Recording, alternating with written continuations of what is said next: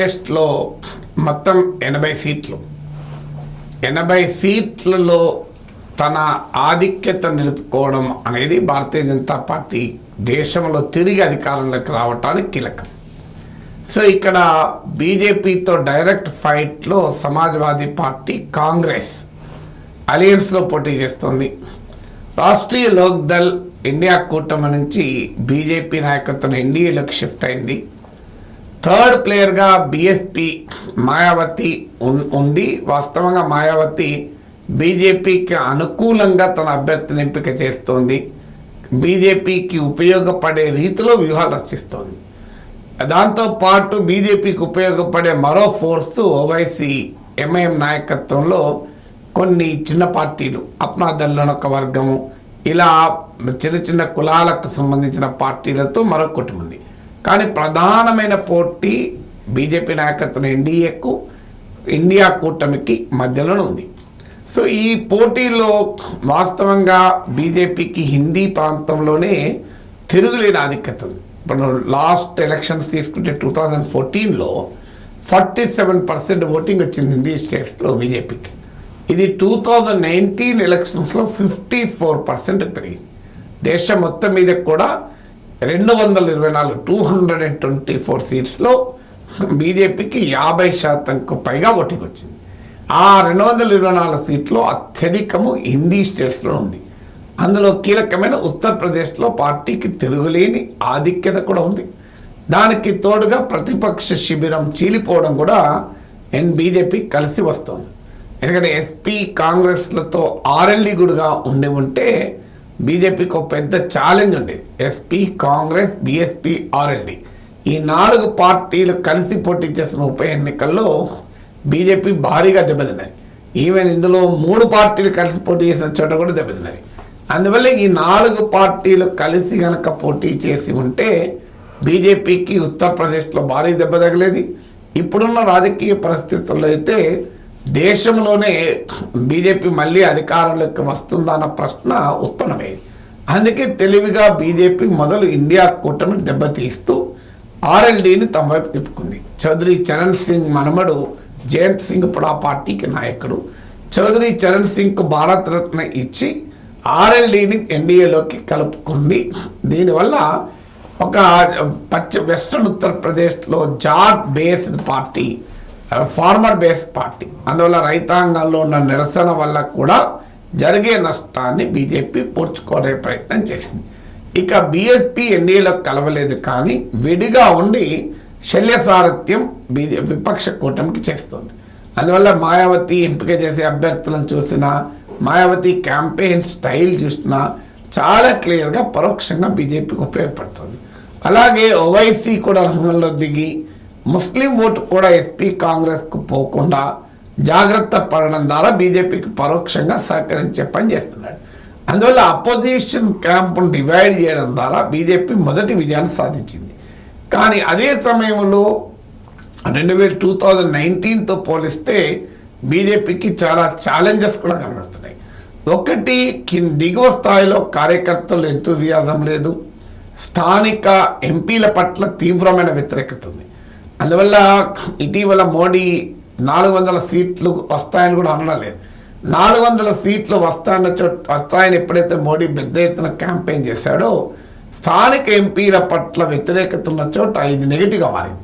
అంటే ఎలాగో మోడీ పట్ల అనుకూలత ఉంది, లోకల్ బీజేపీ ఎంపీ పట్ల కోపం ఉంది. మోడీ ఎలాగో అధికారంలోకి వస్తాడు, బీజేపీకి ఎలాగో 400 సీట్లు వస్తున్నాయి కనుక మా ఎంపీని ఓడించితే పని అయిపోతుందని ప్రజల్లో ఒక భావన వచ్చింది. ఇది గమనించే మోడీ 400 స్లోగన్ ఈ మధ్య ఇవ్వడం లేదు. అందువల్ల అలా స్థానిక ఎంపీల పట్ల తీవ్రమైన వ్యతిరేకత ఉంది. బీజేపీ కార్యకర్తల్లో కూడా గతంలో ఉన్నంత ఉత్సాహంగా పనిచేయడం లేదు అని జాతీయ మీడియాలో గ్రౌండ్ రిపోర్ట్లు చూస్తే మనకు అర్థమవుతుంది. మొదటిది. రెండవది, అపోజిషన్ నరేటివ్లో పైచేయి సాధించారు. ఎందుకంటే యూపీ అనేది మండల్ బెల్ట్, యూపీ, బీహార్ ఇదంతా వెనుకబడిన కులాల సాధికారికత, మండల్ పాలిటిక్స్, మందిర్ పాలిటిక్స్కు పెద్ద counter narrative. So Mandir politics ఎప్పుడైనా మండల్ పాలిటిక్స్ వచ్చినప్పుడు దెబ్బతింటుంది. అందువల్ల mandal versus Kamandal, mandal versus Mandir politics అంటారు. సో అపోజిషన్ ఇండియా కూటమి సక్సెస్ఫుల్గా క్యాస్ట్ సెన్సెస్తో మొదలుపెట్టి మండల్ న్యూ వర్షన్ తీసుకొచ్చారు. ముఖ్యంగా 400 సీట్లు వస్తే రాజ్యాంగాన్ని మారుస్తారు, ఎస్సీ ఎస్టీ బీసీ రిజర్వేషన్లకు ఎసరు పెడతారు అన్న ప్రచారం పెద్ద ఎత్తున కాంగ్రెస్ ఇండియా కూటమి తీసుకెళ్లడం ద్వారా చాలా మండల్ వర్గాలలో, ఎస్సీ ఎస్టీ బీసీ వర్గాలలో బీజేపీ పట్ల ఒక అనుమానాన్ని ఎంతో కొంత రైజ్ చేయగలిగింది opposition. So opposition narrative prevail కావడం కూడా ఒక మేజర్ అడ్వాంటేజ్గా మారుతుంది. మూడవది ఏంటంటే, గతంలో లాగా హిందూ ముస్లిం క్యాంపెయిన్ అనేది పెద్ద రిజల్ట్ ఇవ్వడం లేదు గ్రౌండ్ లెవెల్లోని.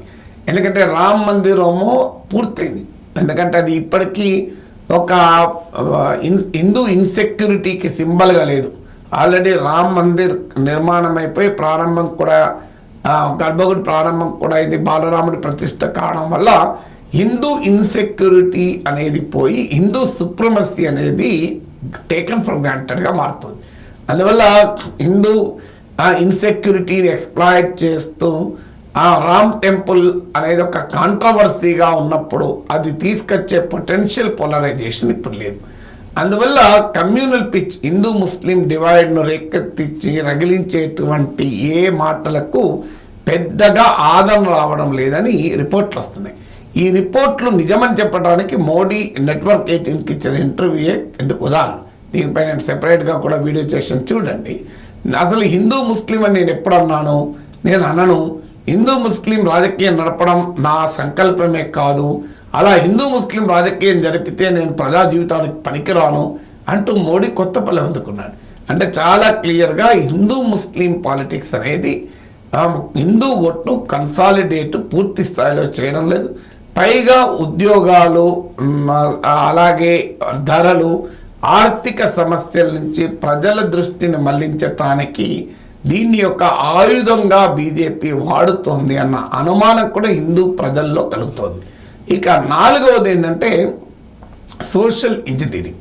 సో బీజేపీ తెలివిగా యాదవ్ డామినేటెడ్ పాలిటిక్స్ ఎస్పీ చేస్తోంది కనుక నాన్ యాదవ్ ఓబీసీలను తన వెనకాల ర్యాలీ చేసుకుంది.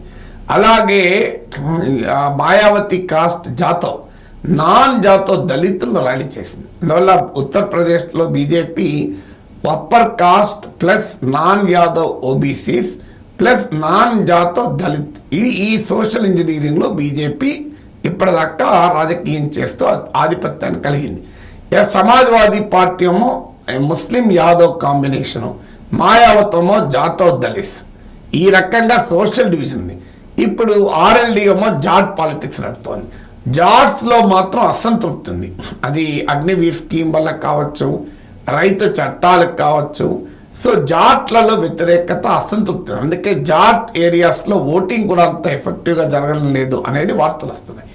ఈ సోషల్ కాంబినేషన్కు counter social consolidation SP Congress వెనకాల అవుతుంది. ఎలాగో యాదవ్స్, ముస్లిమ్స్ టోటల్గా కన్సాలిడేట్ అవుతున్నారు. బీఎస్పీ వెనకాలన ముస్లిం ఓటు కూడా ఎస్పీ కాంగ్రెస్కు వెనకాల ర్యాలీ అవుతుంది. దీనికి తోడు మొదటిసారిగా మాయావతి వీక్ కావడం వల్ల జాతవ్ అంటే నాన్ జాతవ్ దళిత్నోమో బీజేపీ ర్యాలీ చేస్తుంది కనుక జాతవ్స్ కూడా యాదవులకు దగ్గర అవుతున్నారు. సాధారణంగా యాదవులకు జాతవులకు గ్యాప్ ఉంటుంది. అందువల్ల యాదవ్ జాతవ్ కాంబినేషన్ అనేది ఎస్పీ కాంగ్రెస్కు కలిసి వచ్చేటువంటి అంశం. ఎందుకంటే రిజర్వేషన్ల పైన రేకెత్తించిన అనుమానాలకు కూడా ఇందుకు దోహదం చేస్తున్నాయి. మాయావతి వీక్ కావడము, నాన్ జాతవ్ దళిత్ను బీజేపీ ర్యాలీ చేస్తుంది కనుక జాతవులు స్లోగా యాదవుల పట్ల ఉన్న ఆ వ్యతిరేకత కాస్త తగ్గుతుంది. అందువల్ల ఈ న్యూ సోషల్ ఇంజనీరింగ్ అనేది, కౌంటర్ సోషల్ ఇంజనీరింగ్ అనేది ఎమర్జ్ అవుతుందా అనేటువంటి అనుమానం కూడా కలుగుతుంది. ఇక ఐదవది బీజేపీ యోగి ఆదిత్యనాథ్ పాలనలో లా అండ్ ఆర్డరు, కరప్షన్, ఈ రెండింటిని ప్రధానంగా ఆయుధాలుగా చేసుకుని బీజేపీ బలపడింది. లా అండ్ ఆర్డర్ విషయంలో ఇప్పటికీ కూడా యోగి ఆదిత్యనాథ్ పట్ల సానుకూలత ఉంది. ఎందుకంటే గతంలో లాగా మాఫియాలు రెచ్చిపోవడం లేదు. అది చట్టబద్ధమా న్యాయబద్ధమా అని ఏదైనా మాఫియాల ఎన్కౌంటర్లు మాత్రం పొలిటికల్గా బీజేపీకి ఉపయోగపడుతుంది. అందువల్ల గతంలో లాగా మజిల్ పవర్ లేదు. సమాజ్వాదీ పార్టీ ఈ మాఫియాలను పెంచి పోషించింది. మన యోగి ఆదిత్యనాథ్ వారి పట్ల కఠినంగా ఉన్నాడు అనే భావన కూడా చాలా బలంగా ఉంది. అందువల్ల లా అండ్ ఆర్డర్ విషయంలో బీజేపీకి మార్కులు వేసడానికే అనుకూలంగా ప్రజలు ఉన్నారు. ఇక దాంతోపాటు కరప్షన్ విషయంలో మాత్రం అనుమానాలు మొదలవుతున్నాయి. ఎందుకంటే లోకలైజ్ కరప్షన్ చాలా పెరిగింది. అందువల్ల జాతీయ బీజేపీ నాయకత్వం పైన అవినీతి ఆరోపణలు ఉన్నాయా లేవా అని సంబంధం లేదు. తమ నిత్య జీవిత అనుభవంలో స్థానిక బీజేపీ నేతలు, ఎలక్టెడ్ రిప్రజెంటేటివ్స్ వీరి అవినీతి చాలా ఎక్కువైంది. దాంతోపాటు ఇతర పార్టీల్లో ఉన్న అవినీతి పనులను కూడా బీజేపీ అక్కడ చేర్చుకుంది. ఇది దేశమంతా జరుగుతోంది, ఉత్తరప్రదేశ్లో కూడా జరుగుతుంది. అందువల్ల యాంటీ కరప్షన్ ఇమేజ్ అంటే బీజేపీ ప్రొజెక్ట్ చేసుకున్న యాంటీ కరప్షన్ ఇమేజ్కు డెంట్ పడడం కూడా బీజేపీకి ఛాలెంజ్గా మారుతుంది. అయితే ఇవన్నీ అంటే ఉత్తరప్రదేశ్లో బీజేపీ ఎగిరిపోతుందని కాదు, ఇవన్నీ కూడా ఎంతో కొంత బీజేపీని డ్యామేజ్ చేయబోతున్నాయి. అయితే బీజేపీకి ఉన్న అడ్వాంటేజ్ బీజేపీకి ఉన్నాయి. నేను ఇంతకుముందు చెప్పినట్లు అప్పర్ కాస్ట్, అలాగే నాన్ యాదవ్ ఓబీసీస్, నాన్ జాతు దళిత్, ఈ సోషల్ ఇంజనీరింగ్ బీజేపీకి అడ్వాంటేజ్. కానీ ఇక్కడ కూడా రాజ్పూట్ యాంగర్ కూడా బీజేపీకి ఛాలెంజ్గా మారింది. అది గుజరాత్ నుంచి మొదలై రాజస్థాన్, యూపీలకు కూడా పాకింది. బాయ్కాట్ బీజేపీ అని రాజ్పూట్లు యూపీలో కూడా పిలిపించారు. యోగి ఆదిత్యనాథ్ మినహా బాయ్కాట్ బీజేపీ అని. ఎన్నికల్లో మోడీ మళ్ళీ గెలిస్తే యోగిని మారుస్తారు అని రాజ్పూట్లో క్యాంపెయిన్ మొదలైంది. దాని కేజ్రీవాల్ తన ట్విస్ట్ కూడా ఇచ్చి మోడీ రాగానే యోగి వెళ్ళిపోతారని మాట్లాడాడు. అందువల్ల ఈ రాజ్పూట్ యాంగర్ కూడా బీజేపీ సోషల్ ఇంజనీరింగ్లో ఒక మొదటిసారిగా డెంట్ కొట్టగడింది. కానీ స్టిల్ లా అండ్ ఆర్డర్ విషయంలో బీజేపీ పట్ల అనుకూలత ఉంది. రామ్ కన్నా రేషన్ బీజేపీకి అనుకూలంగా ఉంది. సో రాముని ప్రభావం కన్నా రేషన్ ప్రభావం చాలా ఎక్కువగా కనబడుతుంది. 80 కోట్ల మంది ప్రజలకు ఉచిత ఆహార ధాన్యాలు ఇవ్వడం అనేది బీజేపీకి ఒక బలమైన సానుకూల అంశంగా ఉంది. అందువల్ల బీజేపీకి ఉన్న సానుకూలతలు ఉన్నాయి. కానీ మొదటి 2019తో పోలిస్తే బీజేపీ అన్క్వశ్చన్డ్ సుప్రీమసీ మాత్రం ఇప్పుడు లేదు.